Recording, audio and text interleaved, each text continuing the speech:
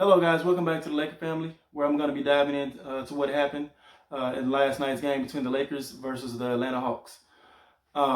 We obviously blew this team out. It was a very easy game, as I predicted, and the Oracle predicted. In my last video, she predicted that we would have a little tough time containing Trae Young without the services of Avery Bradley, but we would still win easily. So shout out to her on that. Um, Trae Young scored 31, 33 points, but it was still a tough 31 points.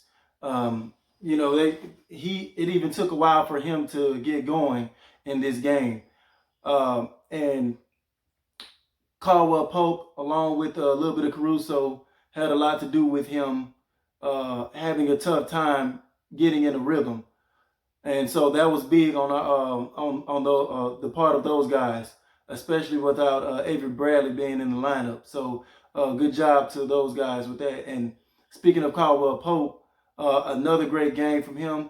Ever since I made the video about let's not bully Caldwell Pope especially at live nationally televised games, he's been playing great. And so I want to give a shout out to him. Thank you for finally putting in some type of work for this team.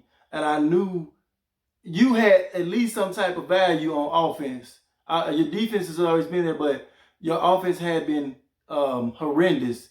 And you've picked it up since then, and just keep it going. Because we already seen what you can do. Is just the hot and cold stretches from KCP. And that's what makes it a little frustrating. And this previous slump was the longest slump he had since he'd been in a Laker uniform, and that's why people were a lot of getting a lot of impatient with him. But you see what happens when you get behind a player. He's turned it around. But LeBron James, 33 points, 12 assists, 7 rebounds, almost another triple-double. The guy is phenomenal. I'm just amazed at, year 17, LeBron James, what he's doing. And not only is he in year 17, all the mileage that he's accumulated over the years, all those straight trips to consecutive trips to the finals, Olympics, things of that nature. It's unfathomable the way he's still producing and putting up these numbers. And I made another video where I was speaking on, I was comparing him to Muhammad Ali when Muhammad Ali was kind of, getting out towards the end of his prime. Guys were able to start touching him more and things like that they weren't able to do before. They weren't even able to catch him before. And I had compared that to what LeBron James is experiencing now. But his slippage from old age is very, very different from other guys' slippage. Guys his age, you normally see just boom, fall off a cliff. Just never heard of again. With him, he might have 1 or 2 games here or there where you see a little tiredness. You see where the lift is not quite there. But then he, boom, boom, hit you with another 33 or 35-point game and triple-double. That's absolutely amazing what he can do still at this age. So good job to LeBron on that. And combined with the fact that he's playing defense again, too, which is even more impressive. Anthony Davis, I don't know what's going on with him. Most everybody is speculating that he's still injured somewhat, like he's maybe favoring that shoulder or the rib. And you have other people speculating that maybe he's just getting frustrated from lack of touches the past couple of games, or the offense not quite running through him. I don't know. But we have a very soft schedule coming up. If he can't put up, the level of production that he was putting up at the beginning of the season, that's maybe a strong indication of he's injured. And from the stats, the one stat that stuck out at me was the one rebound. Come on, guys. When have y'all known Anthony Davis to come out of a game with one rebound? Unless he's playing limited minutes, or something like that, or obviously injured, like what he's looking like now. The guy is obviously injured. That one rebound stat lets me know the guy is playing hurt, and all the fadeaway mid range shots he's taking lets me know he's obviously hurt. So I don't know. This was one of the things that I told you I would be concerned about.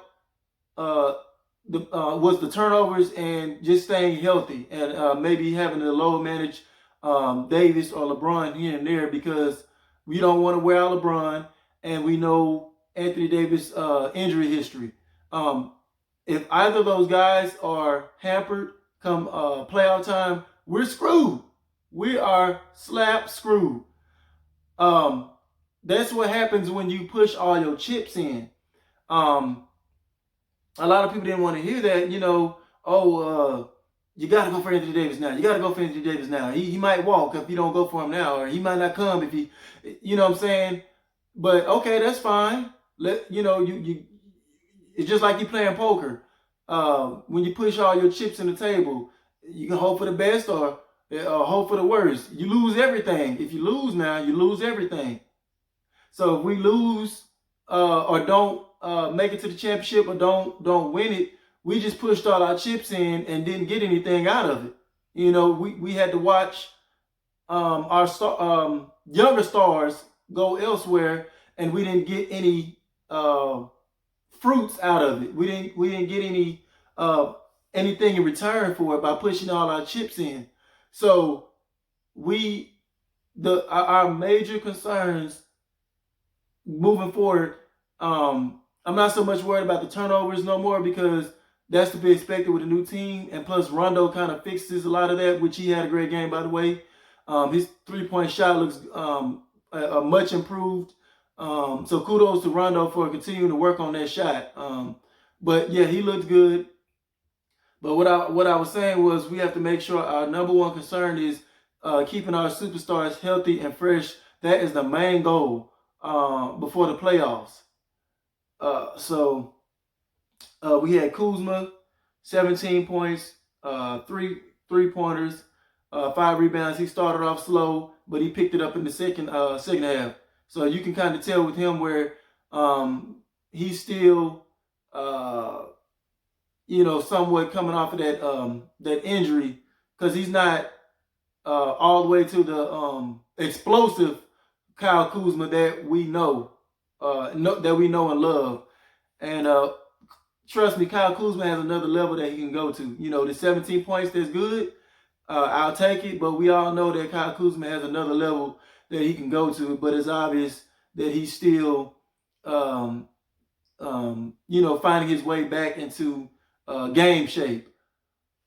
So let's give him a little more time with that, to see his full potential.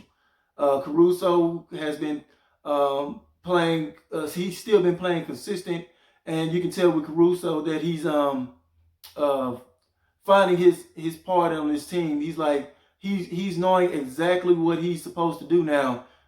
He's not doing too much, and he's playing good defense, getting guys good open looks. He's doing everything that he's supposed to do. So thank you, Alex Caruso. Troy Daniels, 0 for 4 from 3. You got to do what you got to do what you were brought in to do.